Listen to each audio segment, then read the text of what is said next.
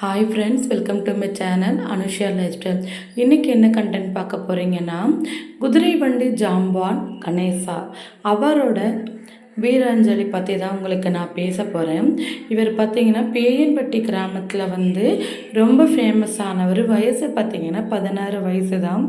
இவர் முந்தநேற்று இறந்திருக்கார். திங்கட்கிழமை 3 மணி அளவில் அகல மரணம் அடைந்தார். அப்புறம் நேற்று செவ்வாய்க்கிழமை தான் 3 மணி அளவில் இவரோட டெத்து எடுத்திருக்காங்க.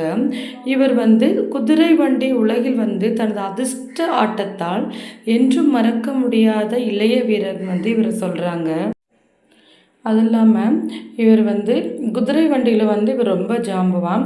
இவர் என்ன பண்ணியிருக்காரு தென் மாவட்ட குதிரை வண்டி பந்தயங்களில் கலக்கி சமூக வலைத்தளங்களை இன்ஸ்டாகிராமாக இருந்தாலும் சரி, யூடியூப்லையாக இருந்தாலும் சரி, கொஞ்சம் ஓரளவுக்கு தன்னோட முயற்சியால் இந்த பையன் பிரபலமாயிருக்காரு. சமூக வலைத்தளங்களில் பிரபலமான சிவகங்கை மாவட்டம் பேயன்பட்டியைச் சேர்ந்த 16 வயது சிறுவன். இவர் 16 வயசு சிறுவன் சாலை விபத்தில் உயிரிழந்திருக்கிறாரு. சின்ன குழந்தையிலிருந்தே இந்த குதிரை வண்டி பந்தயங்களில் ஜாக்கியாக செயல்பட்டு வந்த அவரது திடீர்னு சடனாக இறந்தது ரொம்ப பெரும் துயரத்தை கஷ்டப்படுத்தியிருக்கு. வயசு அவருக்கு சின்னது தான் மக்களே, ஆனால் வரலாறு பார்த்திங்கன்னா பெருசு. 14 வயது இளம் ரேக்லா வீரர் கணேசன் இவர் தான் இப்போ பார்த்தீங்கன்னா இவரோட விபத்தை பற்றி தான் எல்லாம் இன்ஸ்டாவிலும் சரி, யூடியூப்லேயும் சரி, இவரோட இதை தான் பற்றி பேசிக்கிட்டு இருக்காங்க. சாதனை பண்ண வயசு பெரும் தடை கிடையாது மக்களே, சின்ன வயசு பையன். ஆனால் இப்போ இறந்தும் இவரை பற்றி பேசுகிறாங்கன்னா இவரோட திறமையை பற்றி தான். இவர் காரைக்குடி அருகே குதிரை பந்தயத்தில் சிறந்து விளங்கிய சிறுவன். பந்தயத்திற்கு சென்றுவிட்டு வீடு திரும்பும் வழியில் தான் வேன் கவிழ்ந்து உயிரிழந்திருக்காரு. ஒரு போட்டிக்கு போயிருக்காரு. எங்கன்னு பார்த்தீங்கன்னா காரைக்குடியில். அங்கே வின் பண்ணிட்டு ட்ராவல் பண்ணி வீட்டுக்கு வரும்போது தான் வேன் கவிழ்ந்து உயிரிழந்திருக்காது. மரணம்ன்றது யாருக்குமே நிரந்தரம் கிடையாது. யார் எங்கே எப்படி போனாலுமே ட்ராவல் பண்ணும்போதும் பார்த்து பத்திரமா போங்க, ஸ்லோவாக போங்க. நம்ம வீட்டுக்கு தான் போகிறோம், அது தெரியும். அதுக்குன்னு பறந்துட்டு போகாதீங்க. நேற்றே நாங்கள் வெளியில் போகும்போது ஒரு பையன் பார்த்திங்கன்னா அவ்வளோ ஒரு ஃபாஸ்ட்டாக போகிறான் மக்களே. சப்போஸ் அவன் ஒரு அடிப்பட்டால் கூட அவரோட ஒரு பார்ட் இதாகாது, சல்லியே நொறுங்குற மாதிரி அந்த அளவுக்கு அவ்வளோ ஒரு வேகமாக போகிறான். வயசு பார்த்திங்கன்னா 15 வயசு சிறுவன் தான். ஏன் ஒரு பந்தா காட்டுறாங்க? இப்படி பந்தா காட்டி நம்மக்கிட்ட வண்டி இருக்கணும்னு அவசியம் இல்லையே. 14 வயது பையன், சின்ன வயசு பையன், பெரிய சாதனை பண்ணியிருக்கான்.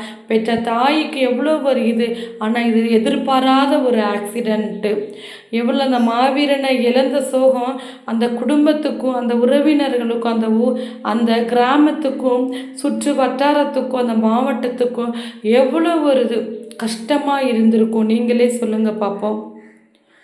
ஜாம்பவான்றது ஒரு பேர் மக்களால் புகழப்படுறது எவ்வளோ ஒரு கஷ்டம். அவரோட இழப்பு ஈடு செய்ய முடியாதது.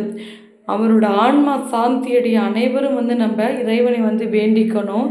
சின்னஞ்சிறு வயதிலேயே திறமையை வளர்க்கணும்னு பெற்றோர்கள் பிள்ளைங்களுக்கு நேரத்தை பார்க்காம, எதையும் பார்க்காம ஓடி அந்த பிள்ளைங்களுக்கு சொல்லி கொடுத்து இறப்புன்றது எவ்வளோ ஒரு கஷ்டமாக இருக்குது.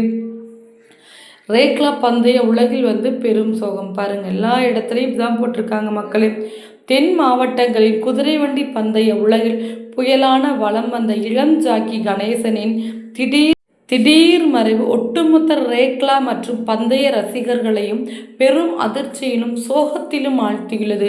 பொதுவாக அனுபவம் வாய்ந்த மூத்த ஜாக்கிகள் மட்டுமே கோளாச்சும் குதிரை வண்டி பந்தயத்தில் வெறும் 16 வயதிலேயே குதிரையின் கடிவளத்தை இறுக்கி பிடித்து மூத்த வீரருக்கே டஃப் கொடுத்தவர் கணேசன்.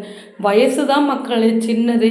இவருக்கும் முன்னாடி நல்ல பிரபலமான இதில் இந்த பந்தயத்திலையும் ரொம்ப ஃபேமஸாக இருப்பாங்க. இவரை பந்தயத்தில் மிஞ்ச முடியாது அப்படின்னு இருக்கிற இடத்துலையே அந்த டஃப் கொடுக்க முடியாத வீரருக்கே இவர் டஃப் கொடுத்துருக்கிறார்னா இந்த பையனோட திறமை எப்படி பாராட்டணும்?